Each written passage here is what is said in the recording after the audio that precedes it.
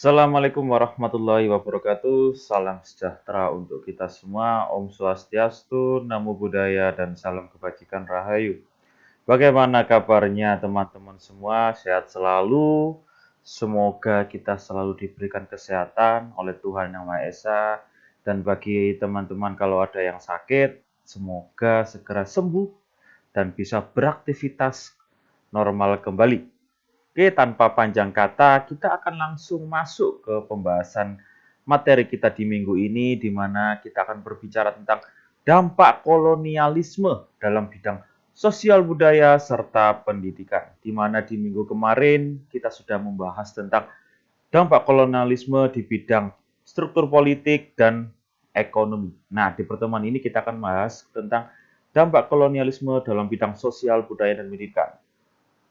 Semakin meluasnya kolonialisme dan imperialisme di Indonesia mengakibatkan terjadinya perubahan dalam berbagai segi kehidupan, termasuk dalam bidang sosial budaya dan pendidikan. Di bidang sosial budaya, kita bisa melihat ada sebuah piramida di sini, di mana piramida ini tergambar sebuah stratifikasi sosial, ya.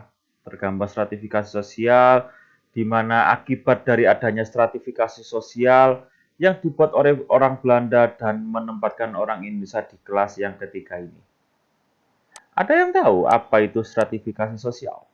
Stratifikasi sosial itu berarti pembedaan kasta atau pembedaan secara kelompok berdasarkan statusnya. Kalau di era Belanda ini, waktu itu kolonialisme membuat 3 strata atau 3 golongan, yang dimana yang paling tertinggi adalah golongan dari Eropa, yaitu kaum-kaum Belanda atau koloni. Terus yang kedua dari golongan Tionghoa atau dari timur asing seperti China, Jepang, Mongolia, dan lain-lain. Sedangkan yang paling bawah sendiri atau yang paling buruk yaitu dari golongan pribumi sendiri, yaitu Indonesia. Nah, 3 tingkatan ini dibuat oleh orang Belanda di mana untuk membedakan kelas-kelas mereka supaya tidak bisa bercampur, atau di mana semisal ada orang Eropa yang menikah dengan pribumi itu tidak diperbolehkan. Karena itu sudah melanggar penggolongan-penggolongan ini. Ya, ini sama aja dengan kayak diskriminasi, ya, di mana masih dibuat skema kayak gini, di mana ada golongan orang miskin, golongan orang kaya, itu sudah termasuk diskriminasi sosial. Hal ini mengakibatkan budaya bangsa Indonesia juga dipandang sebagai budaya paling rendah karena menempatkan golongan pribumi di tingkat ketiga atau tingkat paling bawah sendiri. Belanda juga menghapus budaya feodal di Indonesia. Apa itu feodal? Feodal itu adalah budaya di mana semisal pemilik tanah, jadi seorang Pak Haji atau seorang makelar atau seorang bangsawan dari pribumi itu mempunyai banyak tanah. Akhirnya pada zaman Belanda ini budaya itu dihapus. Jadi semua tanah itu milik orang Belanda. Jadi Pak Haji tidak memiliki tanah, semuanya diserahkan kepada Belanda. Jadi feodal adalah pemilik tanah artinya itu. Hal ini mengakibatkan para penguasa pribumi tergeser dan kehilangan statusnya sebagai bangsawan yang dihormati oleh rakyatnya, serta setelah dihilangkan tersebut mereka dijadikan budak pemerintah atau pegawai kolonial. Nah, ini adalah dampak-dampak yang terjadi dalam bidang sosial budaya karena adanya kolonialisme dan imperialisme. Kebiasaan pemerintah kolonial menggunakan bahasa Belanda di sisi lain membawa pengaruh tersendiri, di mana sedikit banyak kita punya bahasa serapan yang berasal dari bahasa Belanda, seperti contohnya kantor yang berasal dari kata kantor, dan koran yang berasal dari kran atau kran. Jadi sebenarnya di Indonesia ini ejaan-ejaannya itu banyak kok yang mirip, ya, mirip dengan bahasa Belanda. Karena bahasa Indonesia itu juga kata apa ya, diambil juga dari banyak dari bahasa Belanda juga. Seperti contohnya kalau nasi goreng itu bahasa Belanda juga bilangnya nasi goreng gitu, sama. Karena nasi goreng itu dibuat pertama kali oleh orang Belanda waktu itu. Nah, jadi banyak dari ejaan-ejaan bahasa Indonesia atau EYD dari Indonesia itu meniru dengan bahasa yang kata-kata yang ada dalam bahasa Belanda. Contohnya ini, ada kantor dan kraan atau koran. Bahasa Belanda pada waktu itu hampir semua bangsawan pribumi menguasainya. Contoh Pak Karno, Hatta, Supomo, dan lain-lain. Ya wajar karena pada zaman itu bahasa Indonesia itu mungkin masih sangat sedikit ya. Mungkin hampir tidak ada, adanya mungkin bahasa Jawa atau bahasa daerah, di mana otomatis mereka juga menggunakan bahasa Belanda karena waktu itu yang menguasai Indonesia adalah orang Belanda. Dan bahasa Indonesia waktu itu juga masih dilarang oleh orang Belanda, di mana kenapa kok dilarang? Karena takut orang Indonesia nanti itu mulai memberontak karena di mana kalau kita sudah menguasai bahasa kita sendiri, otomatis seluruh bangsa Indonesia itu akan bersatu karena identitas bangsa ya, dan akan melawan Belanda. Akhirnya bahasa Indonesia waktu itu dilarang oleh orang Belanda. Dan akhirnya kebanyakan waktu itu ya belajarnya bahasa Belanda, orang-orang Indonesia itu akhirnya banyak yang fasih dalam bahasa Belanda. Bahasa Indonesia juga banyak memiliki kata serapan dari bahasa Belanda. Contohnya yaitu ini ada handuk, kado, kulkas, dan koran. Di mana handuk dari kata handuk, terus koran dari kedu, terus kalau kulkas dari kata koilkas, kalau koran dari kata kran. Nah, ini adalah bahasa-bahasa serapan ya yang hampir sama dengan bahasa Indonesia. Pengaruh lain dari Belanda ada pada karya sastra kita. Belanda yang memperkenalkan surat kabar pada tahun 1699 tentu membantu dalam penyebaran informasi, bahkan penyebaran Katolik dan Protestan juga dapat ditemui dari koran. Nah, ini adalah contohnya koran-koran yang diterbitkan pada zaman Belanda. Utusan Hindia, Batavia Sneesland. Kalau ini ada di abad 1918 ya, ini setelah politik etis kalau utusan Hindia. Kalau ini adalah koran-koran pada zaman dulu ya, ini paling tua sebenarnya, Batavia Novelis. Bahasanya bahasa Belanda gitu, bukan bahasa Indonesia. Nah, kalau dalam karya-karya yang lain seperti adanya The History of Java, yaitu karya dari Thomas Stamford Raffles, di mana pada kepemimpinan Inggris pada waktu itu, Raffles membuat sebuah buku yang berjudul History of Java, di mana buku ini artinya adalah sejarah dari Jawa, Pulau Jawa. Dalam buku tersebut, ia menyampaikan berbagai aspek sosial dan budaya yang ada di Pulau Jawa, serta adanya The History of Sumatra, yaitu karya dari William Marsden, merupakan seorang orientalis, linguis, numismatis, dan perintis dalam studi ilmiah mengenai Indonesia, dan ia membuat sebuah buku ini, atau The History of Sumatra. Yang ketiga adanya Nusantara, A History of the East Indian Archipelago. Nah, pada ini adalah karya dari Bernard H.M. Flecky yang membuat buku ini.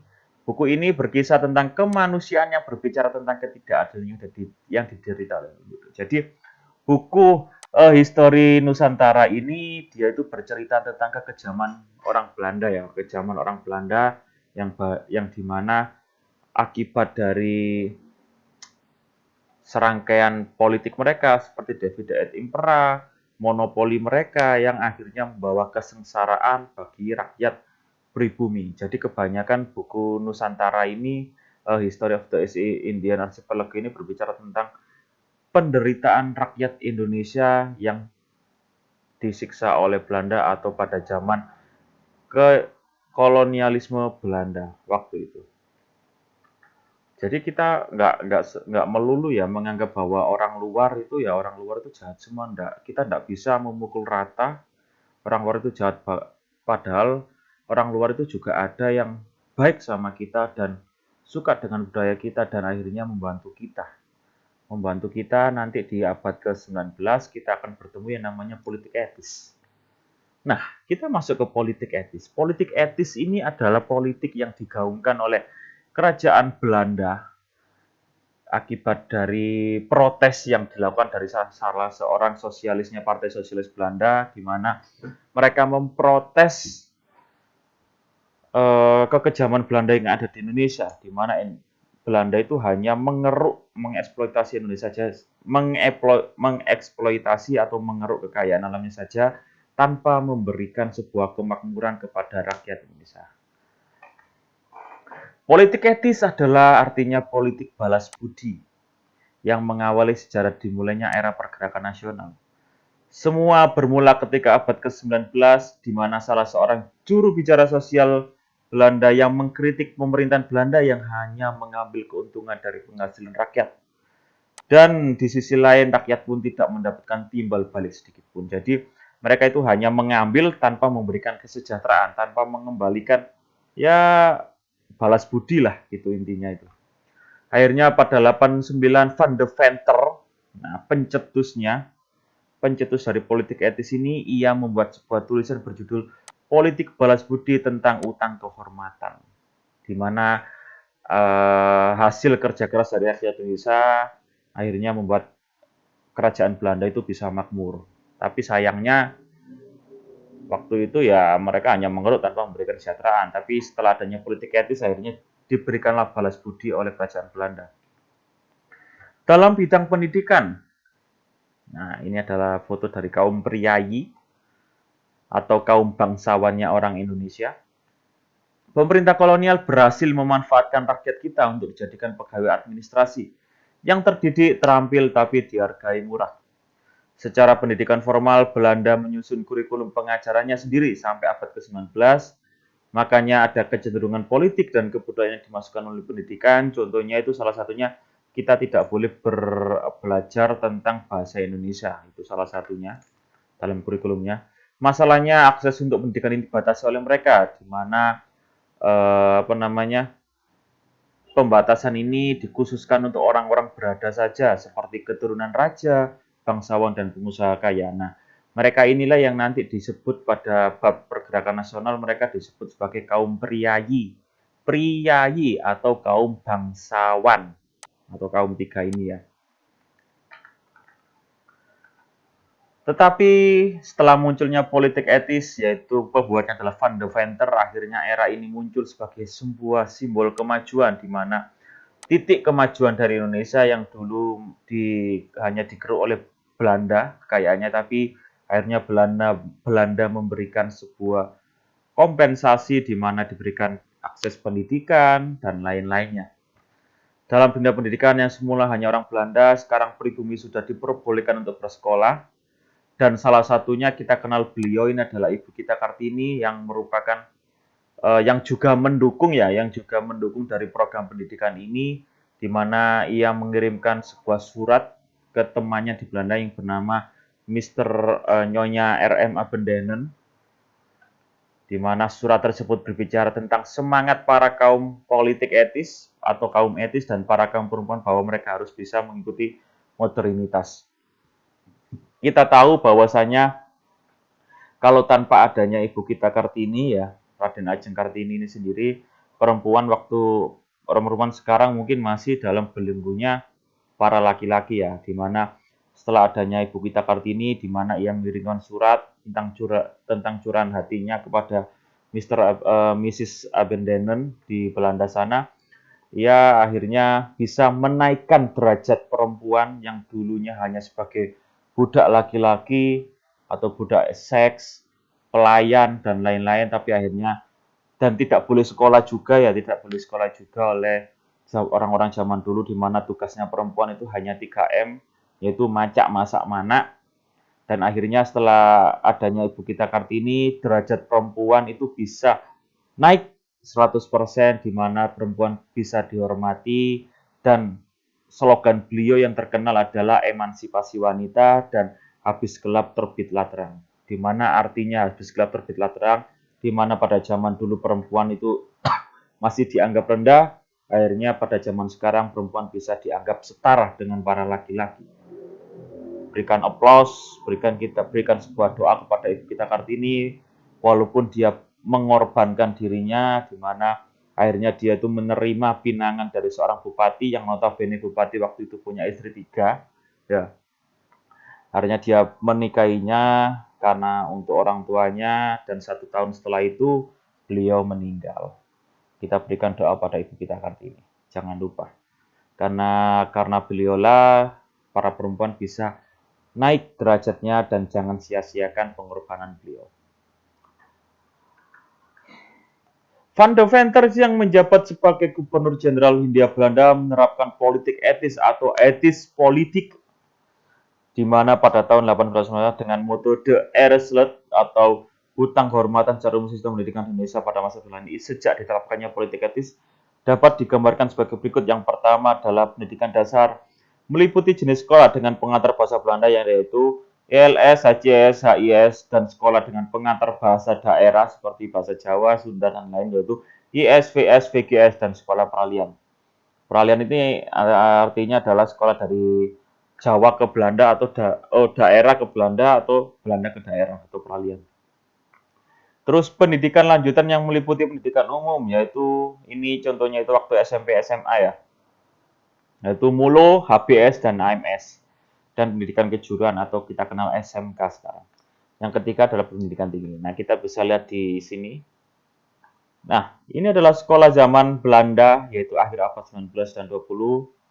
Nah, di tingkat rendah yaitu SD, ada sekolah Eropa dan sekolah untuk orang pribumi, di mana sekolah untuk Eropa ada ILS dan pribumi adalah HIS. Dan sedangkan tingkat menengah itu ada SMP yang di mana MULO atau MER ini, dan SMA ada HMS, dan ada HBS atau Hoger Burger School. Ini kalau zaman sekarang itu UNER ya, HBS ini UNER.